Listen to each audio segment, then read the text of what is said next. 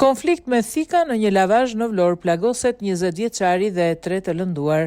Njeri ka mbetur i plagosur pas një konflikti me thika në një lavazh në Vlorë. Lajmi u bë i ditur nga policia, e cila tha se gjatë përleshjes janë lënduar dhe 3 persona të tjerë që morën ndihmë mjekësore. Vlorë, informacion para prak. Rreth orës 14:45 në një lavazh në lagjen Hajro Çakëri, Vlorë, janë konfliktuar me sende të forta disa shtetas dhe gjatë konfliktit njëri prej tyre, shtetasi KH, rreth 20 vjeç, ka mbetur i dëmtuar me mjet prerës thik. Aktualisht ndodhet në spital jashtë rrezikut për jetën.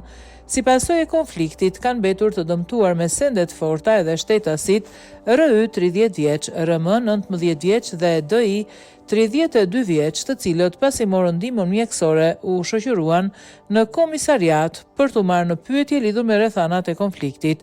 Nga veprimet e shpejta hetimore është evidentuar dhe po punohet për lokalizimin dhe kapjen e autorit dyshuar të plagosjes me thik, shtetasit AB 25 vjeç. Grupi hetimor vjen punën për zbardhjen e plotë të rrethanave dhe identifikimin e çdo shtetasi tjetër të përfshirë në këtë konflikt.